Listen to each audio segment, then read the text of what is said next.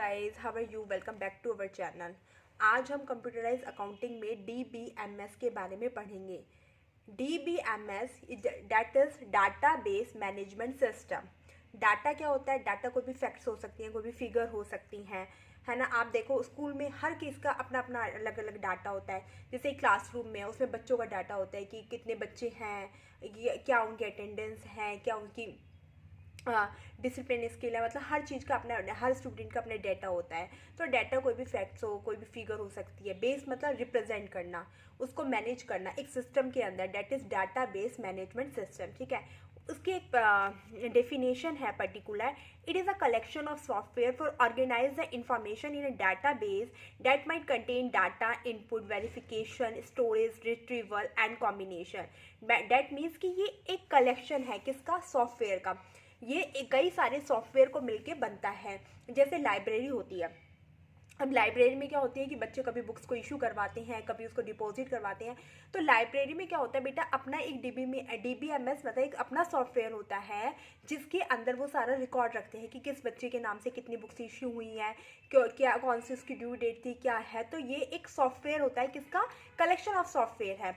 It is an collection of software for organise the information को organise करना, जिसमें हम अपनी फैक्ट्स फिगर्स को ऑर्गेनाइज करते हैं। किसके अंदर? सॉफ्टवेयर के अंदर। In the data base that might contain, जिसके अंदर कोई भी डाटा हो सकता है, इनपुट हो सकता है, वेरिफिकेशन हो सकता है, स्टोरेज हो सकता है, रिट्रीवल एंड कॉम्बिनेशन। मतलब ये हमारा जो सॉफ्टवेयर है उनका कॉम्बिनेशन होता है, जिसके अंदर हम अपने डाटा को इस तरीके से ऑर्गेनाइज कर सकते हैं, इस ईजी वे में ऑर्गेनाइज करते हैं कि हमें ईजिली अपने, जब भी हमें अपना डाटा चाहिए हो, एक्सेस करना हो, तो ईजी हमें मिल जाए। तो डाटाबेस मैनेजमेंट सिस्टम की एक बेनिफिट ही ये है कि इसके अंदर जो कलेक्शन होता है पूरे डाटा को एक जगह मिल जाता है, एक जगह अवेलेबल हो जाता है। कभी भी आपको कुछ भी करना हो, चाहे आपको डाटा की रिक्वायरमेंट हो, कुछ भी इनपुट करना हो, कि कुछ भी आपको डालना हो, कोई वेरिफिकेशन करना हो, किसी से कुछ भी मिलान करना हो, कोई भी चीज़ स्टोर करनी हो, तो आप ईजी डाटाबेस मैनेजमेंट सिस्टम की हेल्प से कर सकते हैं। Getting my point? Database management consist of 3 important things. इसके अंदर 3 इंपॉर्टेंट चीज़ों को शामिल किया गया है। सबसे पहले डाटाबेस मैनेजमेंट सिस्टम। और डाटाबेस मैनेजमेंट सिस्टम में आपको पता है कि सॉफ्टवेयर का कॉम्बिनेशन है। तो उसमें क्या करोगे? क्यों आप डाटाबेस मैनेजमेंट सिस्टम की रिक्वायरमेंट होती है? आपको अपने डाटा को स्टोर करना है, फीड करके रखना है।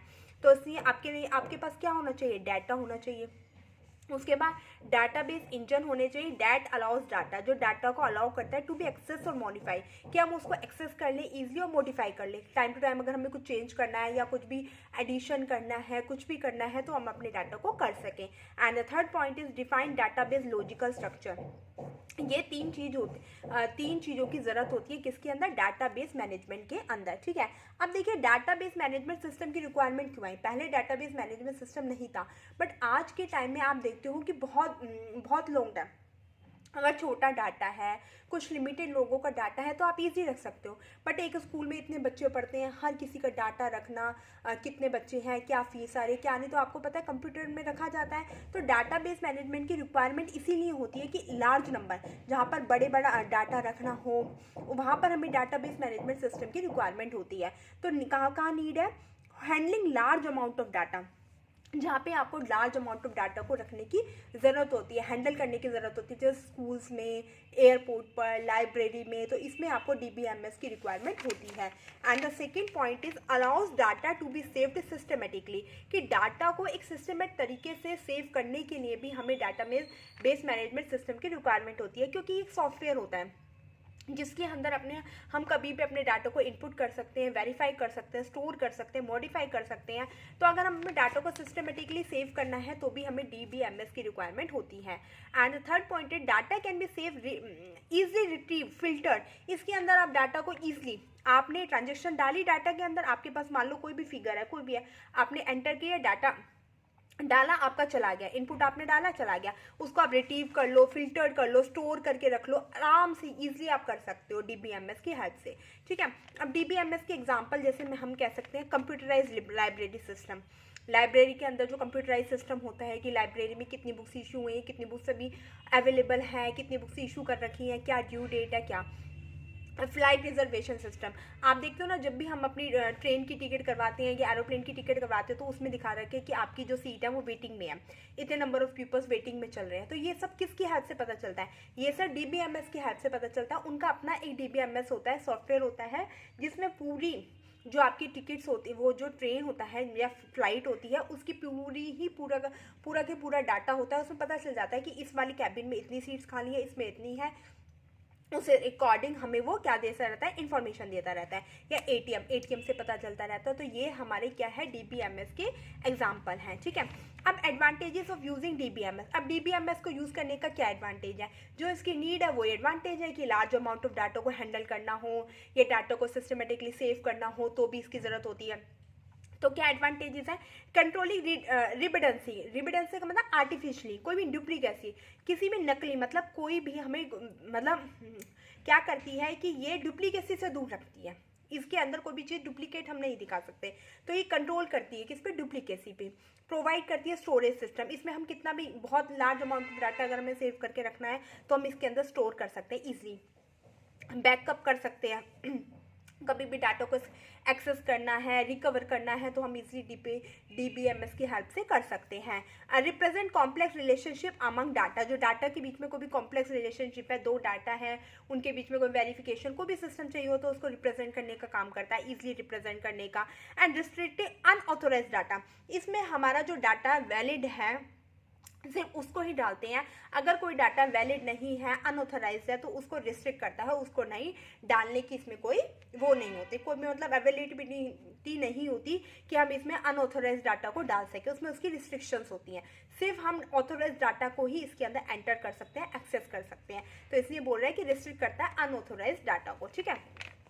उसके बाद हमारी इसकी लिमिटेशन क्या है? सबसे पहले तो ये महंगा पड़ता है। पहले के टाइम में तो इसको यूज़ ही नहीं किया जाता था। आज बड़ी बड़ी जो कंपनीज़ हैं, बड़ी बड़ी MNCs हैं, वो इसको यूज़ करती है क्योंकि ये थोड़ा महंगा पड़ता है। ये एक अपना सॉफ्टवेयर होता है जिसमें मतलब इन्फॉर्मेशन को सजो के रखा जाता है। तो ये वो ही कर सकते हैं जिनको एक तो इसकी नॉलेज होती है सब, और दूसरी बात है ये थोड़ा महंगा है, तो जो मतलब अफोर्ड कर सकता है इस तरीके सॉफ्टवेयर वो ही इसको यूज़ कर सकता है। And required experts for DBMS, वही है टेक्निकल है, टेक्नीशियन की रिक्वायरमेंट होती है। तो रिक्वायर्ड एक्सपर्ट्स फॉर DBMS को चलाने के लिए, सॉफ्टवेयर को कंट्रोल करने के लिए एक्सपर्ट्स की रिक्वायरमेंट होती है। सॉरी। अब DBMS के क्या क्या कंपोनेंट्स हैं? सबसे पहले है डाटाबेस यूज़र। अब आप DBMS है, आपके पास सॉफ्टवेयर है डाटा को मैनेज करने के लिए। अब डाटा को मैनेज करने वाला यूज़र भी तो होना चाहिए, है ना, जिसको ये यूज़ करना आता हो, जिसको स्टोर करना आता हो, एक्सेस करना आता हो। तो उसके लिए आपको यूज़र की रिक्वायरमेंट होगी, डाटा होना चाहिए। बिना डाटा के, बिना फैक्ट फिगर के आप क्या उसमें एक्सेस करोगे, क्या इनपुट डालोगे? कुछ नहीं डाल सकते। तो सबसे पहले तो यूज़र होना चाहिए जिसको यूज़ करना आना चाहिए। दूसरा डाटा होना चाहिए। तीसरा सॉफ्टवेयर होना चाहिए, आपके पास वो वाला सॉफ्टवेयर होना चाहिए। चौथा hardware that we can see and touch, जिसको हम टच भी कर सकते हैं, वो भी होना जरूरी है। And the fifth one is database access language. इसकी एक अपनी पर्टिकुलर लैंग्वेज होती है। आपको पता है कंप्यूटर की अपनी लैंग्वेज होती है, बाइनरी कोड्स का यूज़ करते हैं। इसी प्रकार से अगर हम डाटाबेस मैनेजमेंट सिस्टम का यूज़ करते हैं तो इसकी भी अपनी लैंग्वेज होती है। तो डाटाबेस मैनेजमेंट को मतलब अगर हम यूज़ कर रहे हैं, सॉफ्टवेयर को यूज़ कर रहे हैं, तो उसकी अपनी एक्सेस लैंग्वेज होती है। वो एक्सेस लैंग्वेज आपके सॉफ्टवेयर में होगी, तभी आप अपने डाटा को सेव कर सकते हैं, ठीक है। तो ये 5 हमारे क्या थे कंपोनेंट्स थे। पहला database user, second data, third software, fourth hardware and fifth database access languages. अब देखो डाटाबेस यूजर्स के अंदर क्या क्या आते हैं? एंड यूजर्स आती हैं। ये तो आप है ना, अगर आपका 10 मार्क्स का क्वेश्चन आता है ना तो उसमें आप ऐसे ही लिखा ना, डाटाबेस यूजर्स में एंड यूजर्स आते हैं, डाटाबेस एडमिनिस्ट्रेटर आते हैं, एप्लीकेशन प्रोग्रामर आते हैं। डाटा के अंदर आपके कोई भी फैक्ट्स आ सकते हैं, डाटा स्टोर अपडेट, और डाटा के अंदर कोई भी आपका फैक्ट्स का कलेक्शन, या फिर data stored updated and retrieved. Software के अंदर operating system software, DBMS software, network software. ये बेटा मेनली आपका क्या है, ये आपका एग्जांपल्स है। एक तरह के आपके डाटाबेस यूजर में क्या आते हैं, ये सारे एग्जांपल हैं। ये डाटा के हैं कि डाटा का क्या हेल्प होते हैं, और ऐसे सॉफ्टवेयर के हैं क्या फीचर्स हैं। ऑपरेटिंग सिस्टम सॉफ्टवेयर, ये एग्जाम्पल है सॉफ्टवेयर के। Operating system software, DBMS software, network software, program and utility software, ये सब सॉफ्टवेयर के अंदर आते हैं। फिर ये कंपोनेंट्स के सारे एग्जांपल दे रखे हैं। फिर हार्डवेयर के अंदर आपके PC है, पीसी मतलब computer, network of computer, storage device, input output device, ये आपके हार्डवेयर में आते हैं। डाटाबेस एक्सेस लैंग्वेजेस के अंदर